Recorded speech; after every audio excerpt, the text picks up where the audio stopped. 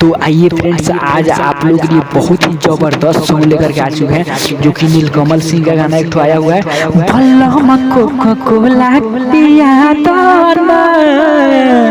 इसी सॉन्ग पे गाना का यही नाम है, कोको कोला पियादन। आप लोग सर्च मारिएगा यूट्यूब पे, आ जाएगा ऊपर में। ठीक है।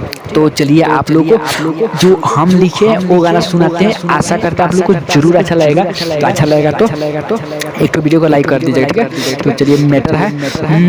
अरे सौसे शरीर होला पीरा बलम जब खीरा खियावेला। सौसे शरीर होला पीरा बलम जब खीरा खियावेला। खीरा खियावे जब खीरा खियावे, खीरा खियावे जब खीरा खियावे। मना करी ना हो खेला धीरा बलम जब खीरा खियावेला। सौसे शरीर होला पीरा बलम जब खीरा खियावेला। तो आशा करते हैं ये गाना आप लोगों को जरूर पसंद पड़ेगा। ये गाना मार्केट में भी चलेगा। तो आप लोग अपना आवाज में बढ़िया से रियाज करके अच्छा से गाइएगा, जरूर गाना अच्छा होगा। तो चलिए आप लोग को अंतरा सुनाते हैं पहला, जो कि पहला अंतरा भी काफी अच्छा से लिखा गया है। तो वीडियो को पूरा लास्ट तक सुनिए और देखिए, ताकि इस गाना को कैसे गाना है आप लोग को सही से समझ आ जाए। तो अंतरा है।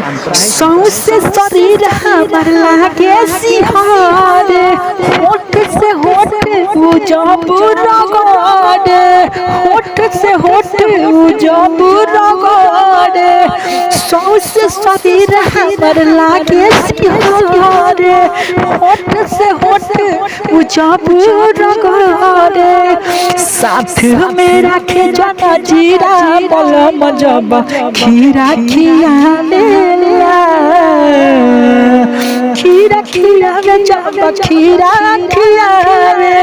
मना करी ना हो खेला धीरा बलम जब खीरा खियावेला। मना कहिलो बहु के ना धीरा बलम जब खीरा खियावेला। तो ये रहा पहला अंतरा। तो चलिए आप लोगों को लास्ट अंतरा सुनते हैं, जिसमें नाम है। तो आप लोग अपना नाम भी रख लीजिएगा। तो लास्ट अंतरा है। लास्ट अंतरा भी और प्यारा लिखा गया है कि फूल तक में दर्दी बामे नीर मोहिया। समझ न आवे ई सुधरी हो कहिया।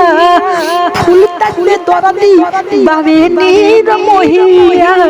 समझ न आवे ई सुधरी हो कहिया। बिना होली के, बिना होली के गावे जोगिरा बलम जब खीरा खियावेला। खीरा खियावे जब खीरा खियावे, खीरा खियावे जब खीरा खियावे।